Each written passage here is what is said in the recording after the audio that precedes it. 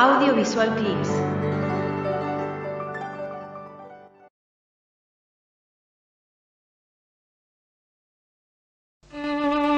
Hablaremos de Iván el Terrible. Hemos estado hablando de Basilio, hemos estado hablando de cuestiones vinculadas con Rusia, hemos recibido saludos desde Rusia de algunos oyentes que nos escuchan allí. En verdad creo que no tenemos en ningún otro sitio tantos oyentes como en Rusia. ¿Así? No sé, pero me parece elegante decirlo, tal como no sabemos. Aquí lo va a desmentir. ¿Qué va? En Rusia somos muy escuchados, ¿eh? Impresionante. Y ahí presentamos dos ejemplos y listo, eso le llaman el pensamiento. Vamos a contar entonces, también podríamos cantar. En realidad cuando yo cometo un error de este orden, es decir, digo vamos a cantar en vez de vamos a contar, generalmente canto.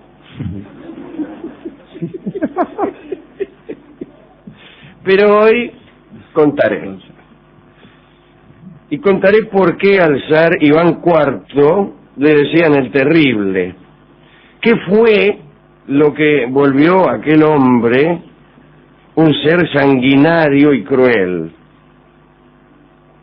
Seguiremos los datos de historiadores como Lev Tarasov, Taube, gente que lo odiaba a Iván el Terrible, porque para que hablen bien no precisamos. Es decir, este programa sale fenómeno cuando hay justamente un ser sanguinario. Cuentan que Iván se sintió atraído por las damas desde muy joven, con un fervor para algunos exagerado, es decir, para los que no tenían tanto levante. Dice la crónica que siendo príncipe heredero, yacía, por no decir otra cosa, con 3 o 4 aldeanas cada día, y que las criadas de palacio debían permanecer bajo llave en sus habitaciones para no ser abordadas por Iván. En el año 1546, Iván le comunicó a su maestro de teología, Macario, que deseaba casarse. El religioso se alegró de aquella decisión después de tanto desenfreno, pero le aconsejó casarse con una princesa rusa y no con una extranjera porque tenía miedo que se asustara. Y peor todavía, tenía miedo de que lo rechazaran las princesas extranjeras a Iván y que esto le provocara enojo y que el enojo viniera a redundar en prejuicio de los que lo rodeaban, como por ejemplo él. Así que le dijo: Iván, cásese con una rusa. Cuando un zar se casaba con una princesa rusa, había, como ya hemos explicado, o como ya nos hemos olvidado de explicar, una convocatoria a todas las muchachas casaderas de la nobleza. Todas, absolutamente todas. Las 50.000. Y entonces mandó Iván a unos emisarios a todas las provincias de Rusia, a las 14 provincias, con la siguiente circular: de parte de Iván Vasilievich, gran príncipe de toda la Rusia, 2 puntos. He encomendado a todos mis emisarios que examinen a todas las doncellas, vuestras hijas, que son novias para nos.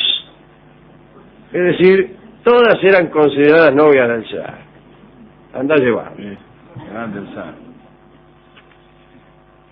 Aquellos de vosotros que ocultaren a sus hijas y no las entregaren a nuestros boyardos, se granjearán grandes desgracias.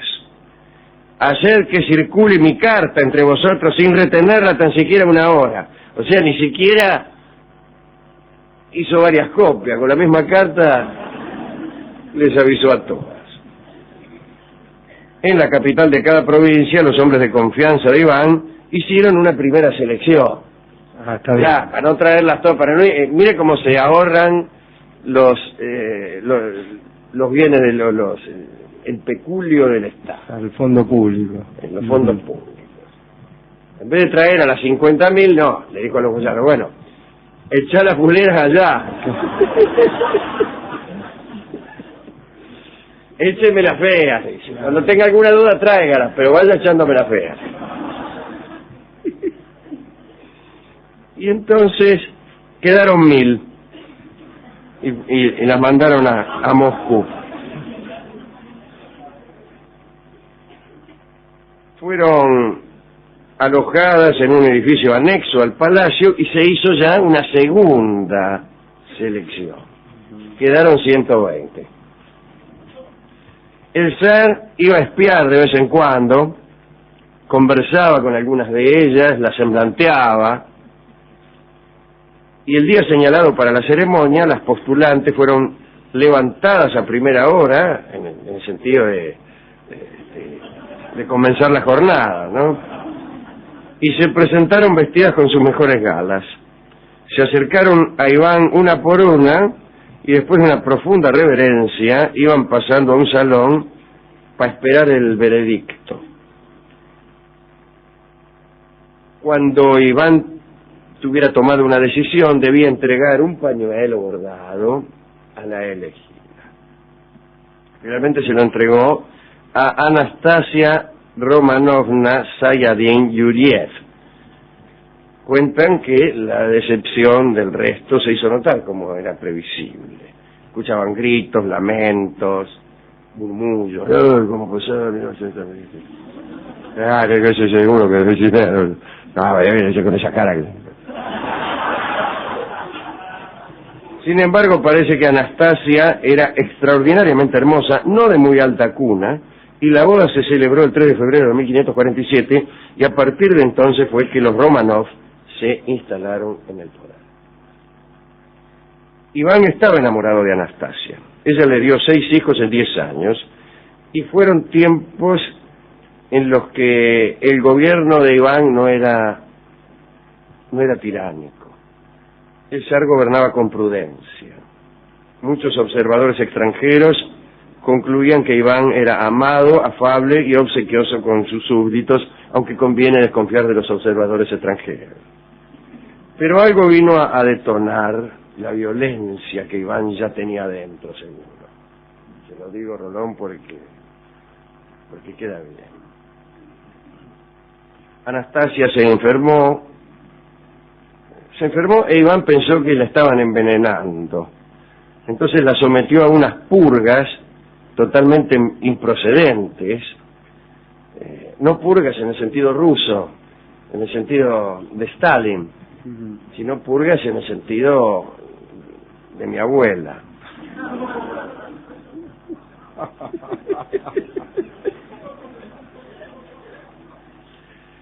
Estas purgas la debilitaron.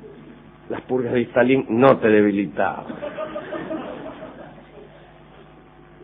El caso es que Anastasia murió e Iván entonces se volvió loco. Ah, sí, dice que se murió, ahora voy a ser el peor de los tiranos, habrá dicho. ¿Sí? Sí, qué sé yo, no sé. Y empezó a demostrar lo malo que podía hacer. Mandó matar consejeros, porque sí nomás, tal vez por haberle dado malos consejos. Por ejemplo, darle purgas a Anastasia. Mandó matar a los doctores que habían tratado a su esposa, a los coperos que se encargaban de servirla. Después, ya habiendo matado a todos los que tenían algo que ver con el asunto, dirigió su ira a los que eran absolutamente ajenos. Una noche, Iván estaba bailando borracho en el palacio con un grupo de amiguetes durante una fiesta de máscaras. De pronto, vio al príncipe Repnin sin antifaz y quiso obligarlo a ponerse uno, naturalmente. Pero Repnin se negó e incluso arrojó la máscara al suelo y la pisó. Iván entonces lo echó del bailongo, Pero después pensó que la reprimenda era demasiado leve y le mandó unos esbirros para que de yapa lo apuñalaran. Cuentan que los nobles no estaban seguros en ninguna parte, aun cuando no hubieran cometido ninguna falta. Nadie se atrevía a hacer ningún tipo de broma acerca del trono, porque estas bromas hacían peligrar la vida de quienes las formulaban. Algunos pensaron que para detener la furia de Iván era conveniente hacerlo casar de nuevo, y le sugirieron tímidamente, para no ser masacrados, que se casara. Iván aceptó de buen grado la propuesta. Ya no se llamó a concurso general, porque alguien le indicó que una mujer que vivía en el no sé dónde, por donde Judas perdió el poncho más o menos, era muy hermosa. Era la princesa de una tribu circasiana. Las circasianas siempre han tenido fama de ser muy hermosas, particularmente allí en las regiones donde nunca han visto una.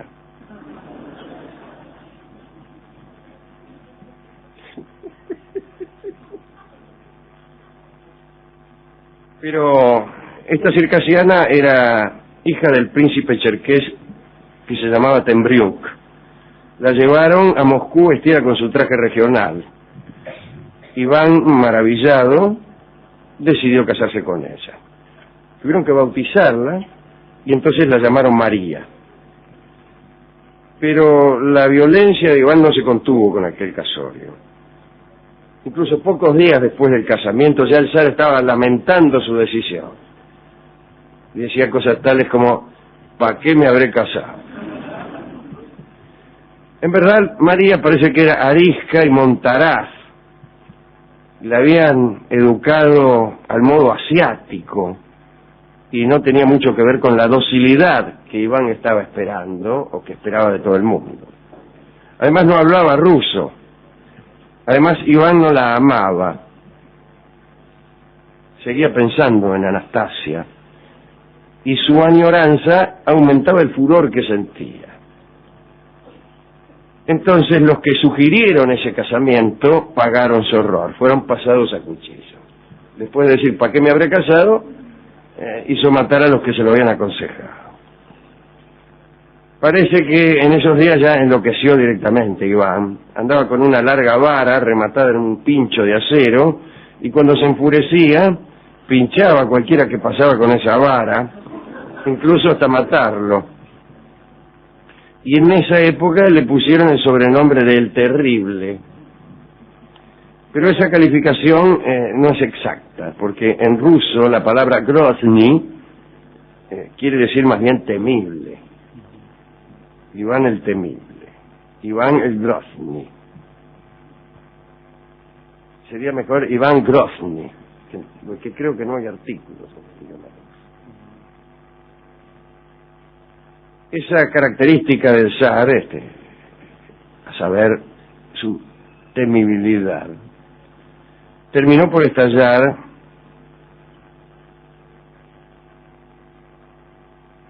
del siguiente modo: mató a María. Es decir, primero mató a todos los que le habían aconsejado casarse con ella, y después, para rematarla, la mató a ella. Fue en septiembre de 1569.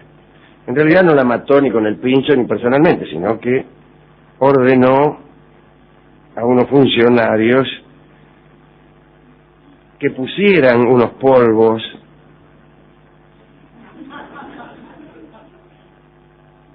espere que termine de borrar en su cena. Acá decía otra cosa: nadie se animó a llorarla demasiado y muchos se alejaron de la corte por miedo a que se los acusara de algo, ¿no? Los desmanes de Iván el Terrible continuaron, pero estos iniciales son los que queríamos comentar, los que dieron paso de la aparente prudencia de los años iniciales a su instalación en la locura, en la tiranía, y en el desenfreno del crimen y de la violencia. Esto es lo que fue por amor. O algo así. Bueno, ¿usted encuentra alguno aquí para dedicarle? Sí, las dos mujeres. El pueblo ruso, ¿no? El pueblo ruso, las bellas circasianas, y también a las dos mujeres de la historia, ¿no? María y en especial Anastasia. En realidad son muchas más las mujeres de esta historia, porque hay, sí, hay no se olvide usted del concurso. Arrancamos con 50.000, participamos 50.000. Sí. Después quedamos 1.000, después 120. Claro, y después perdí ahí nomás. Claro. Perdí ahí nomás. ¿Son concursos verdaderamente los que uno hace internamente para elegir a la mujer que ama, vamos a decirlo así, si me permite la expresión? Sí, sí. No, ¿a usted le parece que uno toma...? Le quiero preguntar esto, si es un concurso o si es si la elección implica un grado muy grande de resignación.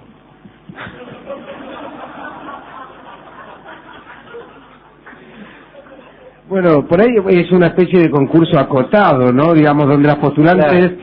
Son tres. Y no son las que uno querría por ahí. Son tres y no elegidas por uno. Claro, se postulan las que se postulan. Sí, sí. Sí, claro, tiene razón. Pero sucede en todos los órdenes. Uno elige dentro de lo que le han dado a elegir. Qué suerte, ¿no? Yo digo, qué suerte tienen algunos. Qué suerte tienen algunos poder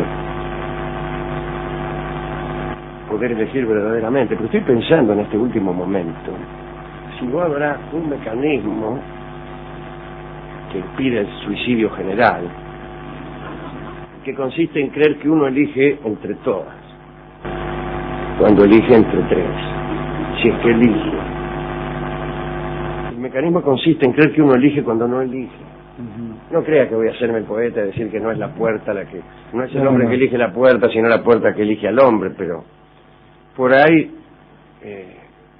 ciertas coordenadas de toda índole, hasta pueden ser sociales y económicas, si usted quiere instalar la conversación en otra parte, pero ciertas coordenadas ya han elegido por ti, amigo. Esa mina que elegiste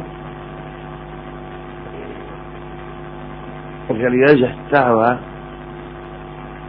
facilitada por una serie de datos iniciales: domicilio, condición social, edad, trabajo, familia, asfaltado de algunas calles. Claro, porque a lo mejor suponete que la mina vive en una calle que no está asfaltada, para ir a la estación agarra la asfaltada. Claro.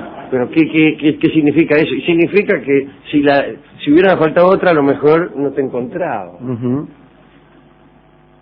Pero no quiero decir eso. Desde luego que el destino y sus pequeñas jugarretas están en todas partes. Y lo que quiero poner en duda es nuestra verdadera soberanía. Sí, casi como una especie de metáfora de aquello que hacía Huxley con Su Mundo Feliz, ¿no? Aquellas personas que solo podían desear lo que se atrevían a desear y no podían desear más. Estaban preparados, digamos, para distintos niveles de deseo, estamos, ¿no? preparados para desear hasta cierto nivel. Después ya decimos frases. Eso no es para nosotros.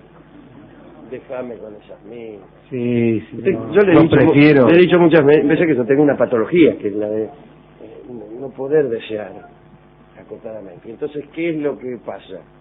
Se frustra muchas veces. Claro, muchas veces no, todas.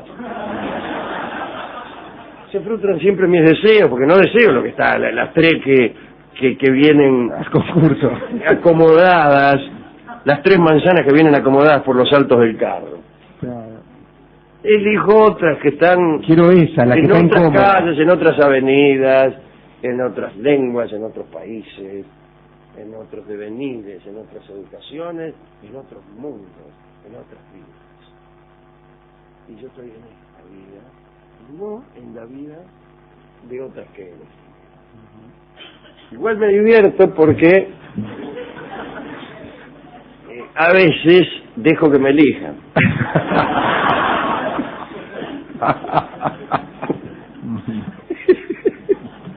Bueno, pero usted no quería hablar de mí, doctor, sino de Iván, este muchacho. Claro, de este muchacho temible. Iván el temible. Al cual, por supuesto, no le dedicamos nada. No. Bueno, las dos mujeres de él especialmente y a las otras 50.000 también. Hemos elegido la ranchera que se llama Me enamoré una vez, evidentemente compuesta para recordar este drama. El drama de un hombre que accede a la crueldad únicamente por un amor frustrado. Esa era la intención inicial, me imagino yo, de Ivo Pelay, que después, tal vez por razones comerciales, debió modificar esta letra y poner incisos tales como cuando yo te di una cita en el gallinero. No me imagino allá el gallinero del zar, ¿no? Bueno, el sujeto de enunciación entonces no es Iván el Terrible, sino en este caso los Huancagua. Adelante.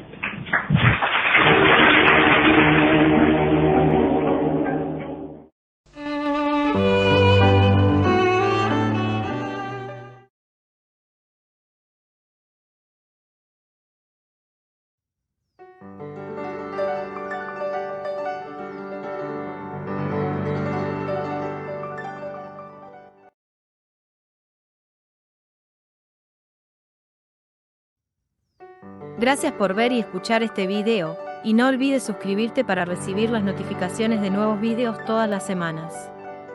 Dale a me gusta si te gustó, y comparte en las redes sociales para que el canal siga creciendo, y trayéndote a los mejores exponentes de las artes audiovisuales.